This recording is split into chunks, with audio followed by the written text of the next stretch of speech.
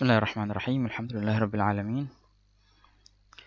Wa bihi nasta'inu ala umuri dunya waddin. Wassalatu wassalamu ala sayyidil mursalin sayyidina Muhammadin wa ala alihi wa sahbihi ajma'in. Subhanaka la ilma lana illa ma 'allamtana innaka antal alimul hakim. Wa tub 'alaina innaka antat tawwabur rahim. Allahumma ya fattah ya alim ya fattah ya alim ya fattah ya alim iftah 'alaina fathan qariba ya arhamar rahimin.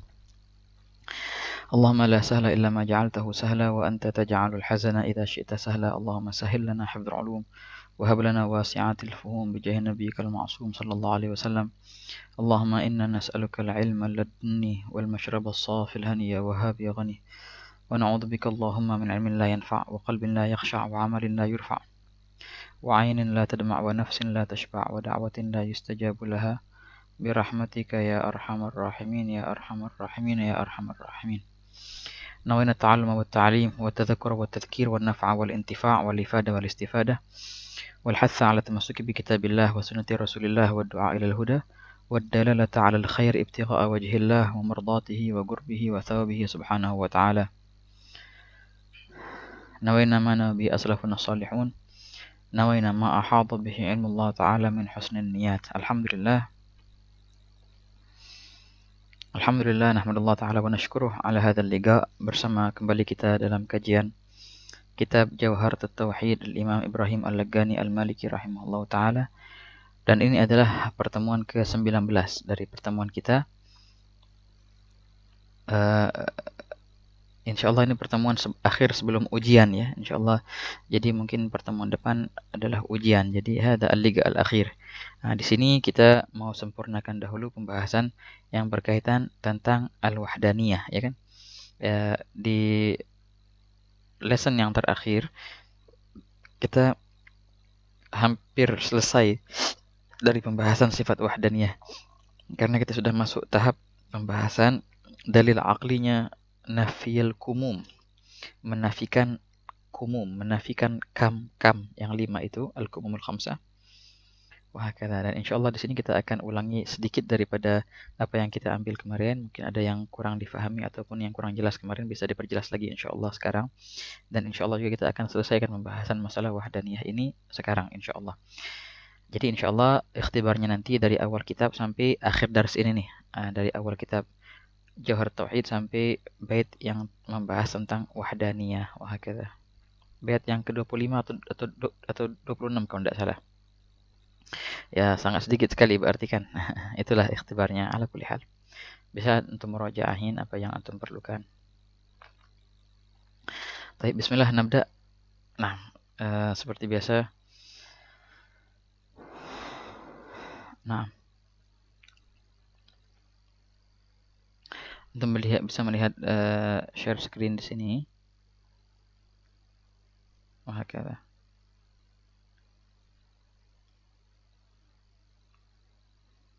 Ya, bisa melihat ininya ya. Oke, ini adalah dars Jawharatut Tauhid Al-Imam Ibrahim Al-Laghani Al-Maliki. Adalah lesson ke-19 yang berbahasa Indonesia. Bismillahirrahmanirrahim. Ad-darsut tasi' asyar. Ya, muraja'atud dars al-madhi. Ya, kita akan bahas masalah muraja'at dars yang lalu dulu sebelum kita masuk dars yang sekarang. Nah,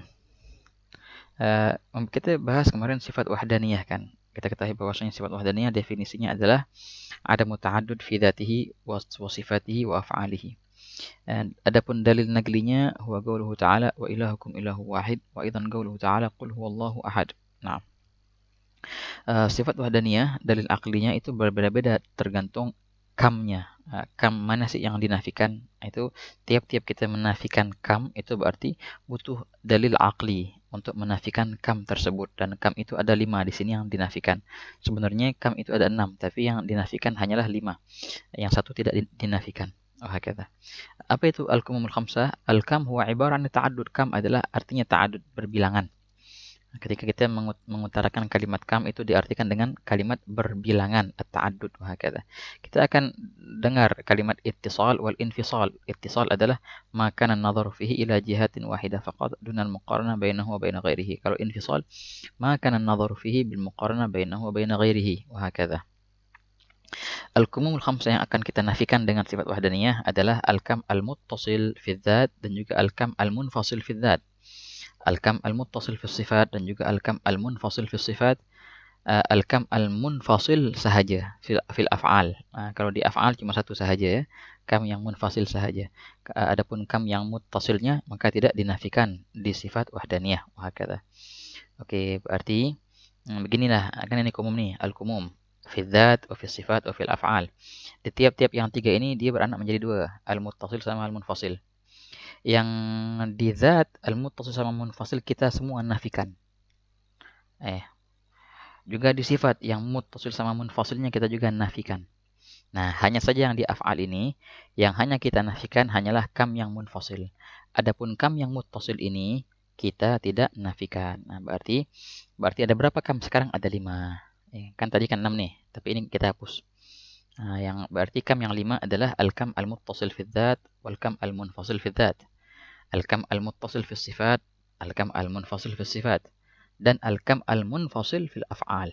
Adapun kam al-muttasil maka tidak dinafikan. Nah, makanya umum itu hanya 5 sahaja yang dinafikan di sifat wahdaniyah. Taib. Masuk di pembahasan al-kam fi dzat. Yang kita nafikan di zat ada 2 kan, muttasil sama munfasil. Kita artikan dulu apa arti kam al-muttasil fi dzat, kemudian kita sebutkan dalil aqlinya. Begitu pula al-kam al-munfasil fi dzat dan kita sebutkan dalil aqlinya. Wa hakadha. Fa ma'na al-kam al-muttasil fi dzat an yakuna dzatuhu ta'ala murakkaban min ajza. Inilah artinya kam yang muttasil di zat, bilangan yang menyambung di dalam zat. Artinya bila mana zat itu mempunyai aneka ragam tubuh, aneka ragam bagian-bagian dari zat itu. Itu namanya kam muttasil. Seperti manusia mempunyai kam yang muttasil di zatnya. Ya, ada pala, ada tangan, ada kaki, itu bagian-bagian murakkab hakadha. Fa dzatul insan murakkabah min iddat ajza'. Wa aidan hampir dan semua, bukan hampir semua zat yang ada di alam itu pasti dia murakkab min ajza. Ada beberapa atom kan yang di zat itu. Fa berarti semua zat yang di alam itu mereka mempunyai kam yang muttasil.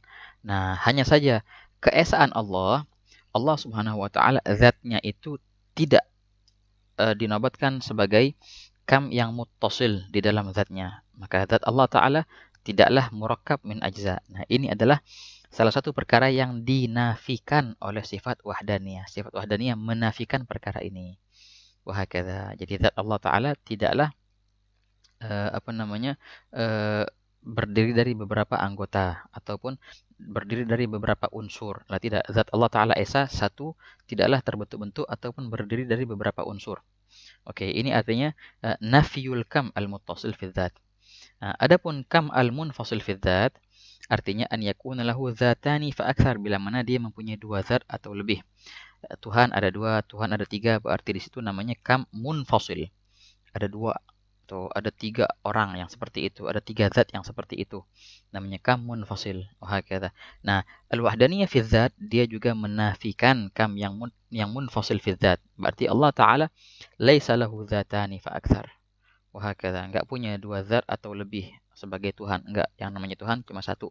Bukanlah 2 atau 3 atau lebih. Nah, inilah yang biasanya kita fahami dari sifat wahdaniyah, kan? Apa arti wahdaniyah? Allah Ta'ala Maha Esa, 1.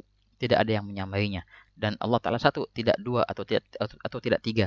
Nah, inilah yang biasa kita fahami daripada sifat wahdaniyah, keesaannya Allah. Munfasil, annahu ta'ala laisa lahu al-kam al-munfasil fi dzatihi. Tidaklah ada 2 zat atau lebih dalam zatnya itu. Hanya 1 zat sahaja. Tidak ada zat yang lain yang menyerupai zatnya. Sebagai Tuhan juga, yang namanya Tuhan haruslah 1, enggak mungkin 2. Nah, ini adalah makna daripada al-kam al-muttasil fi dzat dan juga al-kam al-munfasil fi dzat. Kemudian setelah kita mengetahui makna yang ini, baru kita bahas dalil aqlinya. Wa hakadha.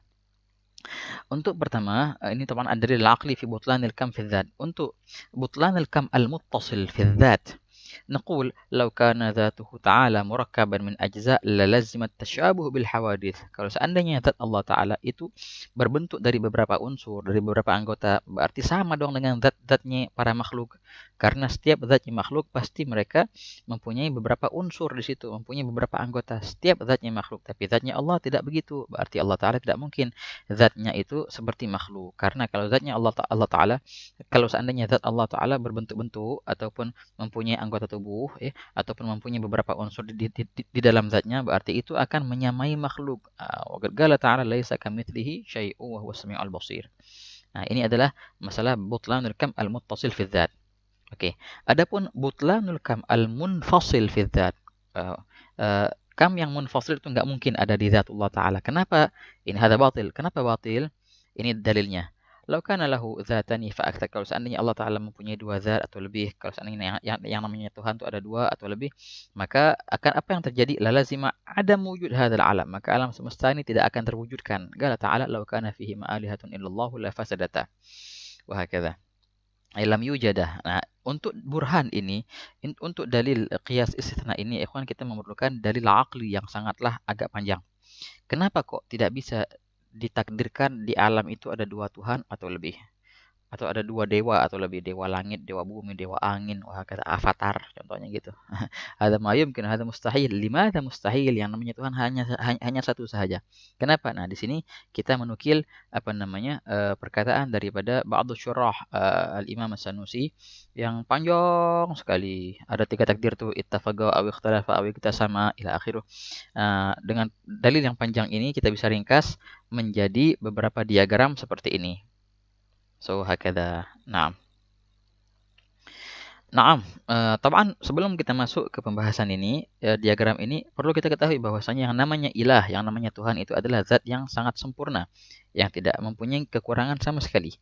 Bila mana kita mentakdirkan bahwasanya Tuhan itu bisa saja mempunyai kekurangan, maka akan dijawab, "Oh, kalau begitu, kenapa dia yang Tuhan? Kenapa enggak kita aja yang Tuhan?" Begitu caranya. Jadi makanya yang namanya ilah, yang namanya Tuhan itu nggak mungkin mempunyai kekurangan. Baru pantas dinamakan ilah. Kalau seandainya ilah itu ada kekurangan, ada kelebihan, maka nggak pantas dinamakan ilah. Wah, kan nggak mungkin ilah kayak gitu. Kenapa dia yang jadi Tuhan? Kenapa nggak kita aja? Gitu. Ini cara kita berdebat dengan orang yang beriktikad bahwasanya Tuhan itu ada, namun Tuhan itu bisa dua atau lebih. Hakata. Ini cara berdebatnya. Titik pertama adalah kita harus meyakinkan definisi Tuhan. Tuhan adalah apa? Al-ilah adalah zat yang mempunyai segala kesempurnaan, yang suci dari segala kekurangan, dari unsur-unsur kekurangan. Munazzah an ayyi naqais. Hakata. Enggak ada kekurangan dikit pun pada zat Allah Ta'ala, pada zat Tuhan itu. Ala kulli hal. Di sini, kalau seandainya kita mencoba untuk mentakdirkan bahwasanya ada dua Tuhan atau lebih di dalam alam semesta ini, nah, di sini akan kita membuat dua takdir. Nah, ittafaqa aw ikhtalafa. Sebenarnya ada tiga taga sama, tapi taga sama sih masuk juga ke ittafaqa atau ikhtalafa itu. Masih muskilah. Kadang-kadang mereka dua Tuhan ini, Tuhan A sama Tuhan B, mereka eh, sepakat untuk menciptakan sesuatu, dan kadang-kadang mereka tidak sepakat untuk menciptakan sesuatu. Wah, nah, kalau seandainya mereka tidak sepakat, mereka berselisih, Tuhan A mau menciptakan, Tuhan B tidak mau menciptakan. Nah, apa yang akan terjadi? Di situ ada ketiga kemungkinan. Kemungkinan dua-duanya menang, dan kemungkinan dua-duanya kalah, dan kemungkinan satu menang, satu kalah. Kalau seandainya dua-duanya kalah, nggak mungkin. Dua-duanya menang juga nggak mungkin. Loh, kenapa nggak mungkin? Karena akan terwujudkan perkara yang apa namanya? Perkara yang berlawanan. Keberadaan makhluk ataupun ketidakberadaannya itu suatu yang berlawanan. Tuhan A mau menciptakan Z, Tuhan B nggak mau menciptakan Z. Apakah bisa terwujud dua perkara itu, menciptakan dan tidaknya? Ya nggak bisa.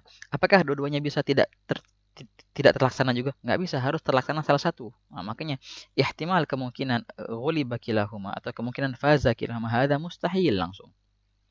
Gak mungkin dua-duanya menang atau dua-duanya kalah. Pasti harus ada satu menang dan harus ada satu kalah. Kenapa? Karena kalau seandainya dua-duanya menang, maka terjadilah penggabungan antara dua perkara yang berlawanan. Juga kalau seandainya dua-duanya kalah, maka terjadilah perkara yang terjadi yang berlawanan. Wah, kata hadzal ta'ata, dua-duanya nggak mungkin. Maka harus ada satu yang menang, harus ada satu yang kalah. Bila mana begitu? Bila mana faza ahaduhuma, bila mana satu yang menang atau yang kalah, maka apa yang terjadi? Fal faiz huwal ilah, maka yang menanglah dia namanya ilah. Yang satu berarti bukan ilah. Berarti nggak mungkin ada dua, harus satu.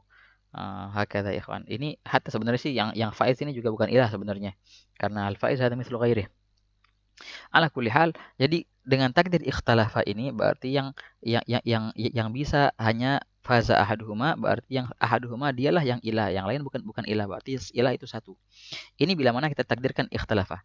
Kalau seandainya kita takdirkan ittafaqa, kalau seandainya kita takdirkan mereka berdua bareng-bareng dan mereka sehati gitu, nggak pernah tengkar senantiasa. Kalau seandainya mereka mau berbuat bareng-bareng gitu, nggak pernah ada perselisihan antara Tuhan A sama Tuhan B. Oke, kita takdirkan apakah mereka mewujudkan bersama atau yang mewujudkan salah satunya yang atau cuma lihat toh. Kalau seandainya salah satunya yang mewujudkan, yang satu cuma lihat toh, dia nggak protes tapi dia nggak berpartisipasi dalam dalam perkara itu, ya si A mau buat Z, si B dibilang oh ya khair bagus buat Z. Maka terlaksanalah Z. Siapa yang nyiptain? Si A. Yang B cuma lihat toh. Nah, berarti yang melaksanakan yang namanya Tuhan, yang ngatur bukan Tuhan. Lu kenapa? Karena ketika terlaksana penciptaan si Z, ketika Tuhan A menciptakan Z, berarti Tuhan B ada unsur kekurangan. Kekurangannya apa? Sekarang dia tidak mampu lagi untuk menciptakan si Z. Loh kenapa? Karena Z sudah diciptakan dan tidak mungkin lagi diciptakan. Berarti Tuhan B ini mempunyai kekurangan. Dia tidak bisa menciptakan sesuatu yang dia inginkan. Ya enggak? Kenapa? Karena ketika diciptakan si Z, ya, perkara yang sudah diciptakan tidak bisa lagi untuk diciptakan kembali ya ikhwan. Nah, namanya itu tahsil hasil. Tahsil hasil. Perkara yang sudah dihasilkan nggak mungkin lagi dihasilkan. Ciptakanlah si Z, diciptakan oleh si A. Si B mau menciptakan Z, akhirnya diciptakan Z kedua. Enggak, aneh nggak mau Z yang kedua. Diciptakan Z yang persis kayak yang tadi. Enggak, aneh juga nggak mau kayak gitu. Aneh mau Z yang sudah tercipta itu coba ciptakan lagi. Akhirnya dimatiin kemudian diciptakan lagi. Enggak kayak gitu. Aneh juga mau kayak gitu. Aneh maunya Z yang tadi tuh yang barusan diciptakan coba ente ciptakan kayak gitu lagi persis tanpa Z yang kedua ataupun yang ada nggak mungkin.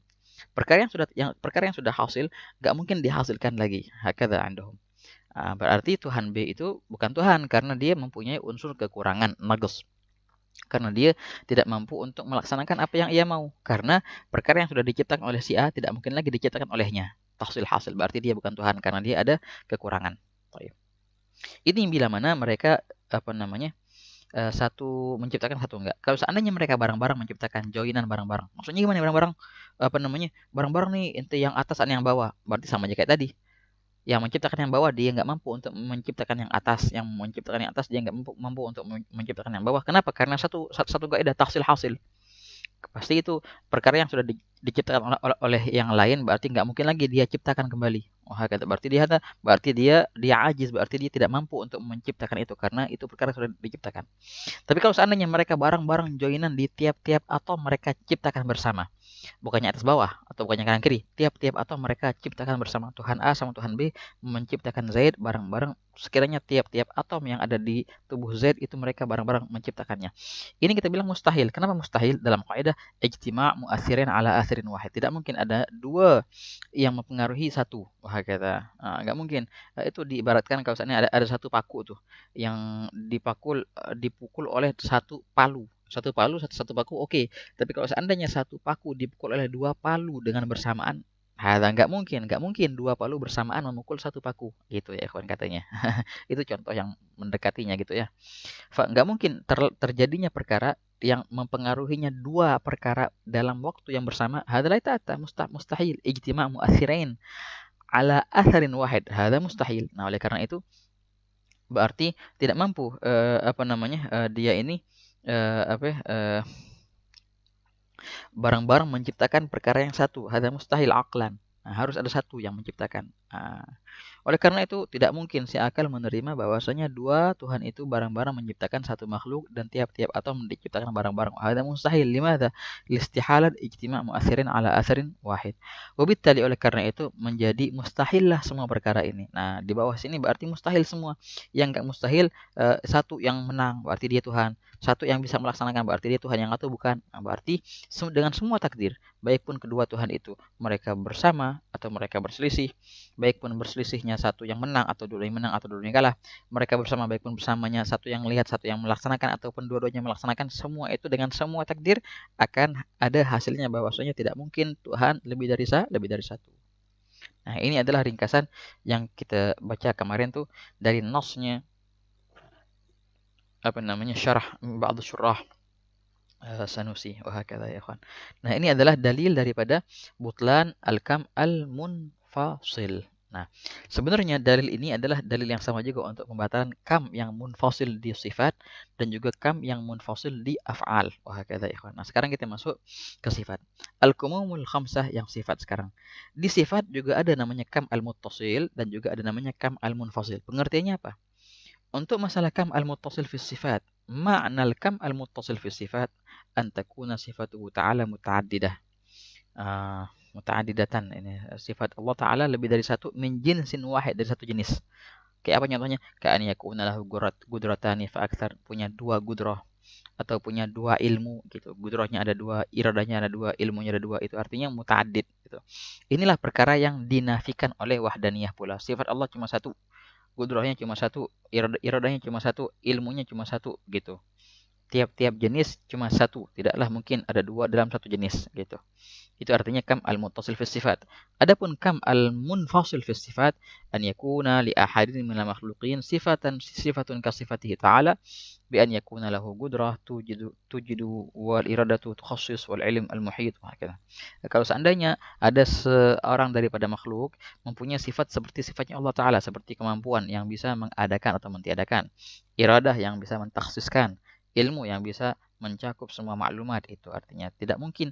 Nah, inilah artinya kam al-munfasil fi sifat, yang mana sifat wahdaniyah juga menafikan perkara ini. Tidaklah ada makhluk yang mempunyai sifat seperti sifatnya Allah, nggak punya gudrah seperti gudrahnya Allah, nggak punya iradah seperti iradahnya Allah, dan juga nggak punya ilmu seperti ilmunya Allah Ta'ala. Nah, ini adalah definisi dari kam al-muttasil dan kam al-munfasil fi sifat. Nah, sekarang kita akan masuk tahap kedua, tahap apa namanya ad-dalil al-aqli. Baik, bismillah.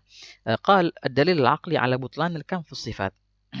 Untuk butlan al-kam al-muttasil fi sifat, dalil aqlinya begini. Law kana lahu sifatani fa akthar min jinsin wahid kal qudrataini masalan lazima ijtima'u mu'athiraini ala atharin wahidin wa huwa muhal. Aw lazima ajzu ahad al-qudratain limtina'i tahsil hasil. Hampir sama yang kayak pertama tadi. Kalau seandainya Allah Ta'ala mempunyai dua gudrah, contohnya gudrah. Di antara sifatnya Allah Ta'ala adalah gudrah, betul. Gudrah ini contohnya ada dua. Dua gudrah. Dua gudrah ini kita takdirkan. Dua gudrah ini apakah bagi-bagi ataupun bersamaan? Kalau seandainya dibagi-bagi. Satu gudrah untuk menciptakan langit dan satu gudrah untuk menciptakan bumi.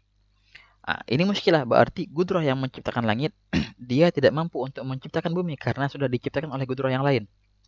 Atau juga sebaliknya, gudrah yang menciptakan bumi dia tidak dia tidak mampu untuk menciptakan langit karena sudah diciptakan oleh gudrah yang lainnya. Berarti gudrah itu tidak sempurna.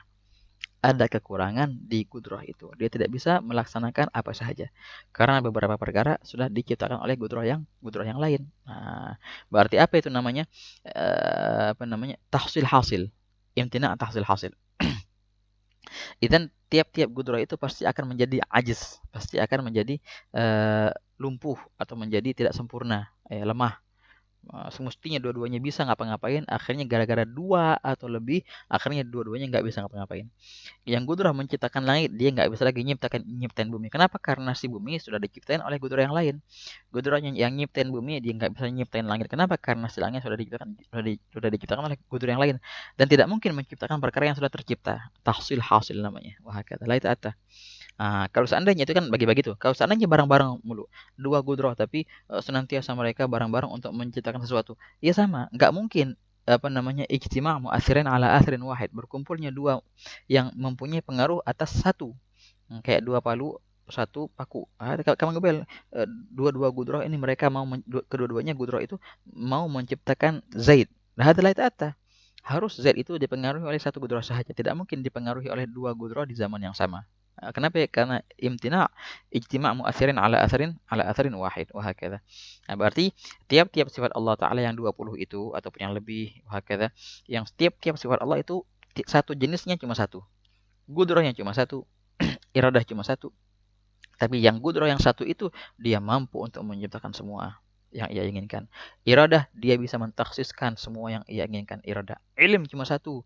Ilm yang mencakup semua maklumat, bukan dua ilmu. Kalau seandainya dua ilmu, yang satu ilmu untuk ini, yang satu ilmu untuk itu, berarti ilmu yang ini gak sempurna karena dia gak menangkap ilmu yang ditangkap oleh perkara yang ditangkap oleh ilmu yang lain.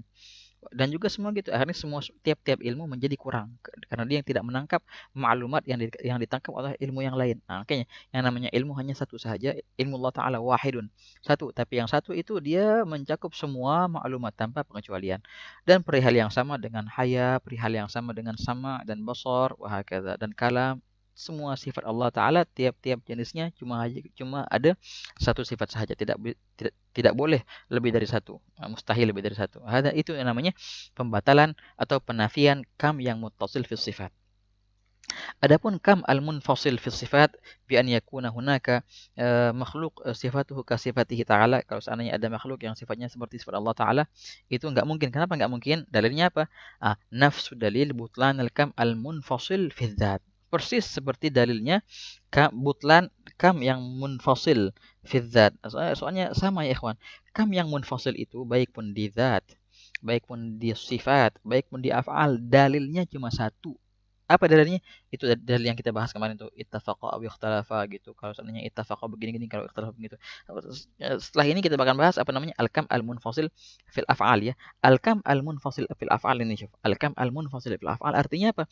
An yakuna li ghairihi fi'lun ka fi'lihi ta'ala. Kalau seandainya ada daripada makhluknya Allah Ta'ala mempunyai fi'il, perbuatan seperti perbuatannya Allah Ta'ala, seperti ijad wal i'dam, mengadakan ataupun mentiadakan. Nah, itu namanya fi'lullah ta'ala. Kalau seandainya ada makhluk yang mempunyai sifat yang kayak gitu, berarti itu namanya at-ta'addud fil kam al-munfasil. Nah, ini kita nafikan. Dalilnya apa? Dalilnya baik mana? Adapun kam al-muttasil fil af'al, fahada laisa bimanfi. Adapun kam yang muttasil di af'al, maka itu tidak dinafikan oleh sifat wahdaniyah. Kenapa? Memang af'alullah ta'ala muta'addid, karena fi'lullah ta'ala muta'addidah memang. Fi'lullah ta'ala lebih dari satu. Khalqil ard itu fi'il, inzal al-matar itu fi'il juga, i'damul hayah itu fi'il, ihya al-mayit itu fi'il. Itu fi'il semua. Memang jadi yang kam yang muttasil di af'al, hadza laisa manfi, itu tidak dinafikan. Bahkan dia diisbatkan oleh Allah Ta'ala, tidak bertentangan dengan sifat wahdaniyah. Itu memang af'aluhu ta'ala katsirah, jin af'aluhu ta'ala muta'addid. Nah, itu namanya kam al-muttasil di af'al. Fa hadza laisa manfi. Adapun kam yang munfasil yang diartikan dengan bi an yakuna li ghairihi fi'lun ka fi'lihi ta'ala, inilah yang dinafikan oleh wahdaniyah. Oke, dalilnya apa ya, ikhwan? Sama juga, ad-dalil aqli ala butlan al-kam fil af'al, butlan al-kam al-munfasil fil af'al, nafsu dalil al-kam al-munfasil fil dzat. Yang dalil yang panjang tadi. Berarti di sini kita ambil kesimpulan bahwasanya yang namanya munfasil, baik pun di zat ataupun di sifat ataupun di af'al, dalil aklinya dengan satu pola. Apa dalil aklinya? Itu tadi.